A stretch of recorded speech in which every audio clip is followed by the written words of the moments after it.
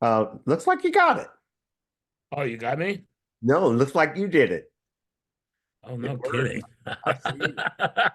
I don't know what's going on. It's That's Zoom. all right.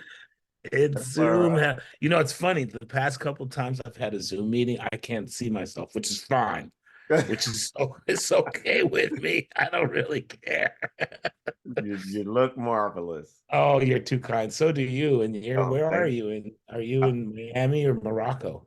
I can't. I'm in my bedroom. Oh shit! I was glad you didn't say Miami, and sad you didn't say Morocco. So, Gotcha. Gotcha. All right. Well, good. Good morning to you. good morning to you, Eric. So nice to see you. Where are you? Where are you right now? I'm in San Francisco. I am at the Kabuki Hotel in Japantown, and Okay. it's just beautiful here. Okay. Nice. I'll be airing this Tuesday morning Lovely. before the premiere on Thursday. If we could, and my show starts at 4 in the morning and it runs to 7. I'm going to air it close to 6. I usually do my interviews about six ish. Lovely. And if you could not swear, I won't have to ride the faders. Ah, I don't swear. Okay. All right. All right. Good enough. I mean, I do. I'm a religious fundamentalist. I'm just kidding. Oh, okay. Well, I'll be No, don't well, worry about it. shiitake mushrooms. Yeah, exactly. Fudge. Oh man, I was raised by a policeman, no excuse, but yes, I swear. Well, I'm sure being raised by a policeman is a lot like being raised by a preacher. Oh man, that's like they say preachers' sons and policemen's daughters are policemen's sons and preachers' daughters. You know it, brother. It's nice, Man. man. All right. Well, anyway, man, I could talk about your bio and we'd be here all day. Arturo, you are huge, man. Oh And man, oh thank my you, man. I goodness. don't. I have. It's funny. Still struggle every day to believe any of this is happening to me. Wow, Arturo O'Farrill, ladies and gentlemen, just musician, educator. I mean, you've soloed with some of the best of them. You've released some fantastic work. I was this close to interviewing you when in 2000, I think it was 19, when the pandemic hit. Fandango at the Wall. Yeah. I mean, Wow. had I and what stopped me is I wasn't sure that and I don't know why I didn't do my research then, probably because we were in the middle of a or the beginning of a pandemic. But I didn't know. I thought you were Spanish speaking. When I first saw it, I wanted to push the interview over to our Spanish music department. I thought it would be a little more, authentic, especially when you were speaking about the border. Yeah, it's funny. I have become more bilingual as time goes on because when I first moved to the United States, I could only speak Spanish, and then after a while, I began to be fluent in English, and then I kind of spoke only English throughout my high school years, Mm. and didn't really speak Spanish again until I was a musician and playing in salsa bands. So sometimes, if I'm traveling in Cuba or Puerto Rico Mhm. or South America, people think I'm Puerto Rican because of my accent, and Mm. that comes from playing in salsa bands for many, many years. Mm. Well, I'm so glad to have you here, and I'm glad you speak fluent English because I'm still working on I don't know if I have it together yet. it.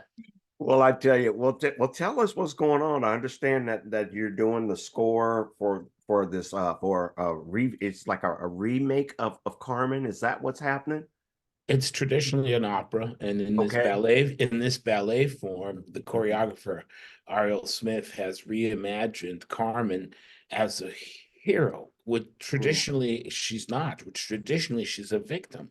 Traditionally she's shot or stabbed or runs off with her lover or returns to her husband.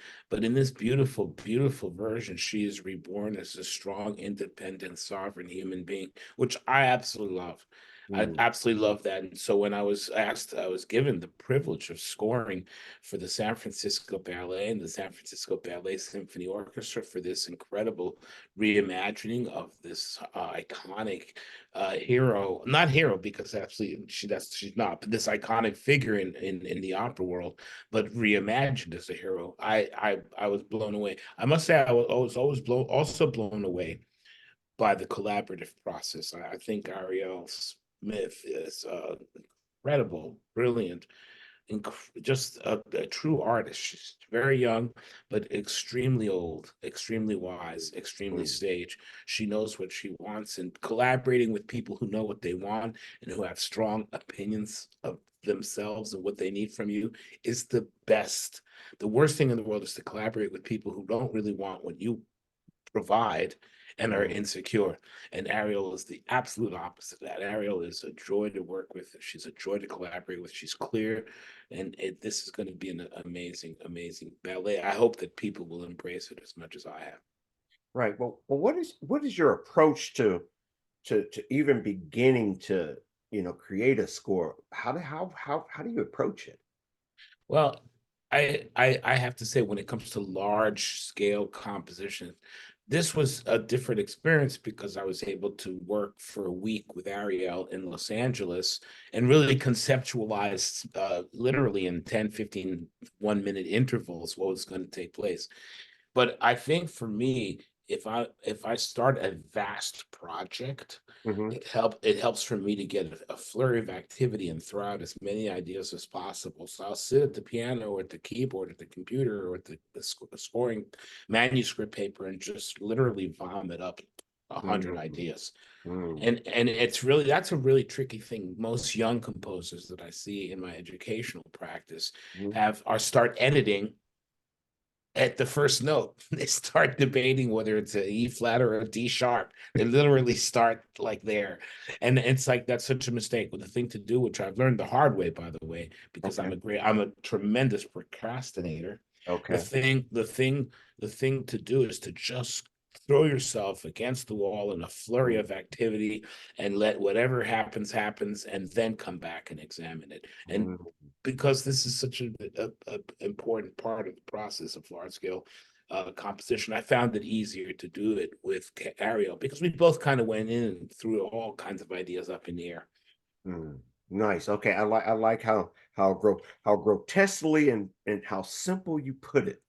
Vomit it all up. Just get in. It's had, you know what, it has to be. I mean, and I think that's true with life. You embrace things or you don't. We don't have time. Mm, We love the people we love. We move the way we move, and we do it with fullness of heart. We can't mm, be tepid about it, especially in this day and age. We yeah. can't be tepid about what we think and believe. Nice. That's very helpful. Thank you for that nugget. You too can't be tepid. I have a question. How pushed are you for time? I I just have a rehearsal at 10:30 with the Okay, I got musicians, but and don't that's worry about it. No deal, big deal. They're about 15 minutes away, so we're cool. okay. Okay, man. So I'll keep everything concise, but I could go No, down. I'm here for you, Eric. No doubt. Man, I could go down this creative route now that you took me on that. Um, so large scale, I understand when you say let me make sure I understand when you say large scale. When you say large scale, are you talking about the number of people you're scoring for, the size of the orchestra, or do you just mean what do you mean there? Well, I mean three things. I mean the length of the piece, because it's Okay. 40 minutes. I mean the breadth, and this is actually the first thing I would say. Not the first thing I would lead off is not the length of the piece, but the breadth of the themes. This is a Breath they're of the very theme. Okay.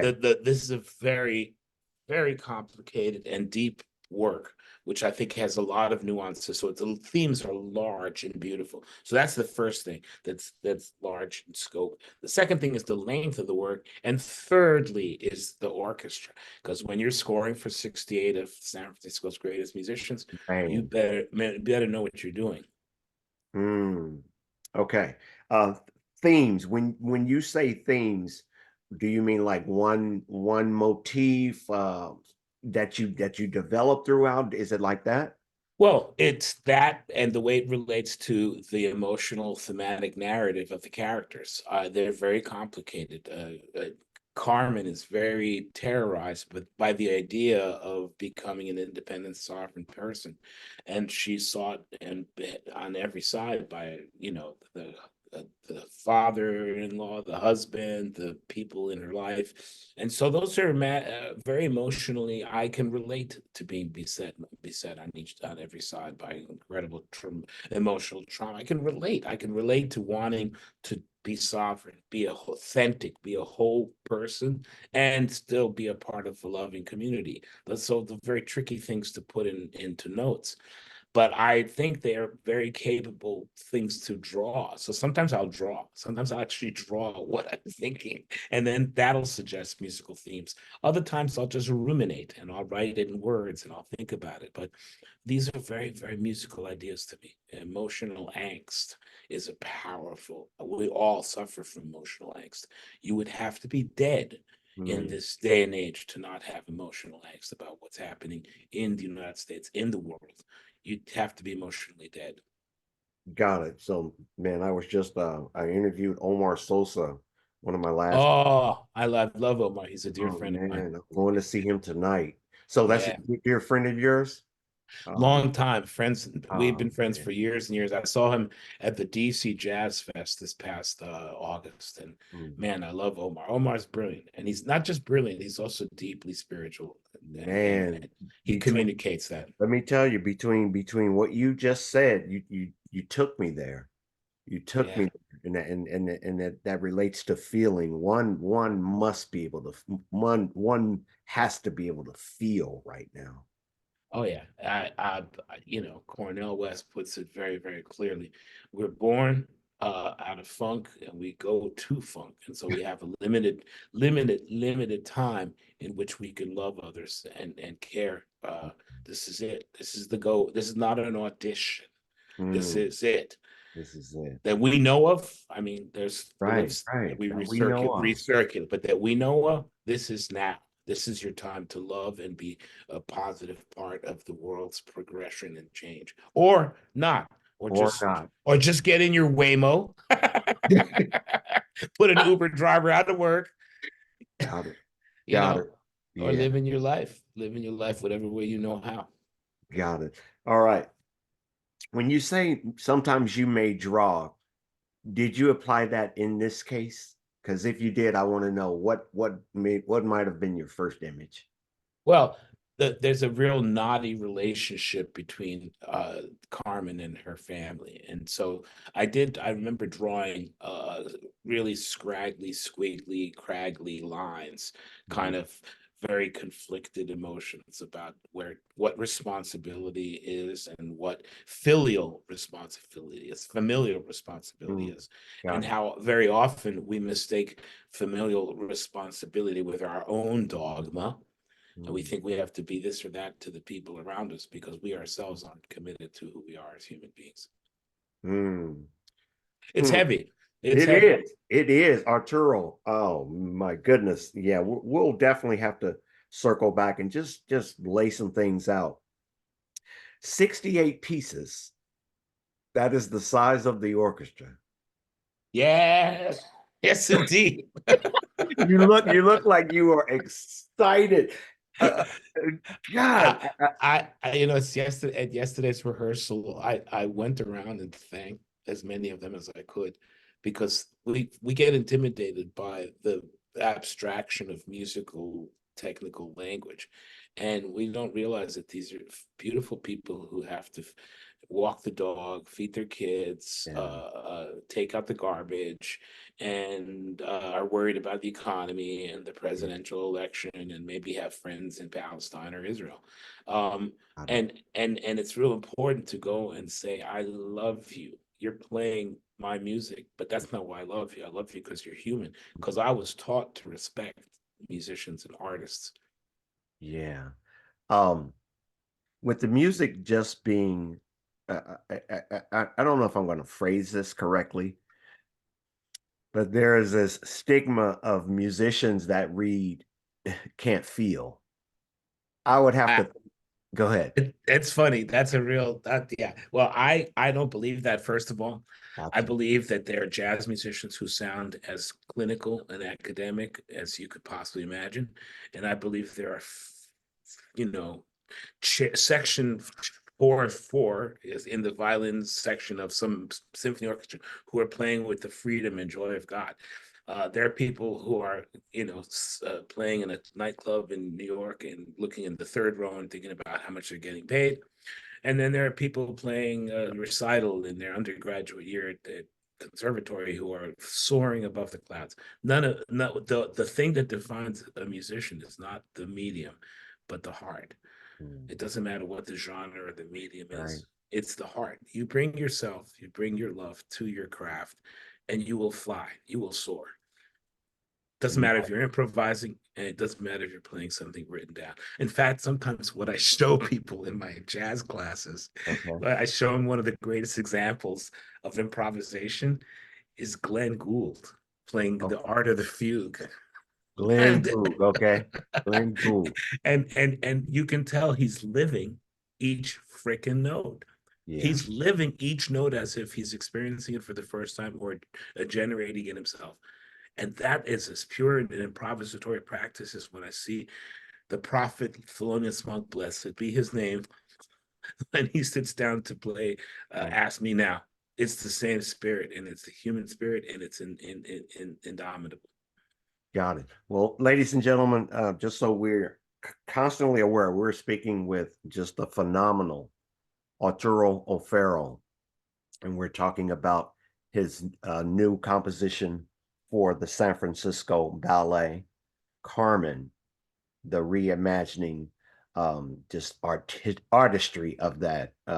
God, I just speaking to you, man. I've never spoken to you before, and I'm already floored. Is there anything else you want to share with us before I let you go and just ask you just a couple more questions? I think I would like to share something. I think I would like to share this lesson that I'm a student. Mm, I'm not a professor. I'm not a talking head. I'm a mm. baby. I'm a baby lost in an infinite reality, which is every day is new to me. And I would just challenge people to understand that this is the journey that Carmen is taking us on. She's a woman from a certain part of the world at a certain part of history where women are not expected to have a wandering heart, a yearning for something more. And I really, I must say, I identify with this yearning because I do it every day of my life, and I hope that people will come to this not expecting to see the Carmen they've expected to see for so long. But I hope more than seeing the Carmen that they see, that they also identify with that spirit of I'm rediscovering, I'm reinventing, I'm experimenting, I'm joyful because every day is a new experience. I hope people walk away with that. Very nice. Arturo, can you give us your website where people can find out more information about your I would love to. And by the way, I always take this opportunity to say I have an organization called Belongo, which Okay. is building a performing arts and community center in Harlem. In the hood, we're building in a 19-story affordable housing building, a performing and arts community center for the people of Spanish Harlem. So please, if you would look at my two websites, Belongo, BELONGO.org, lowercase letters, also ArturoO'Farrill.com, ArturoOFarrill.com. You'll learn all about the incredible privilege of building a sanctuary for my people in that neighborhood. Very nice. Arturo, I'll have one more question and I'll let you get off to your rehearsal. Can you cook? There's three things I'm not allowed to do. I am not allowed to negotiate. Okay. I'm not allowed to schedule, and I'm not allowed to cook. And one of those is because I'm too damn good at it. Okay. All right. Let's see. Let me imagine what that is. That cooking? Yeah. I love it. It's also because I make a mess in the kitchen, and so I get yelled at. Yes, yes, yes. See, that's the love. That's the human bond of us people, man. By the way, that's one of the greatest questions I've ever had in an interview. Whoosh. You did it, man. You I did it. love it. What do you love to cook? And I'll let you go, man. What do I love to cook? Oh Yes. man, I take after my mother, Okay. who found things in the refrigerator Yes. and reimagined them as some sort of cazuela, some sort of casserole. Yes. This is Yes. just so I would say my favorite thing to cook is Arturo's casserole. I love it. Arturo, one day I hope we dine together, We will, my brother, for sure. all right. All Thank you for right, your time blessings, and bendición. have a great performance. Thank you, sir. Take Thank you. care. You too. Bye bye.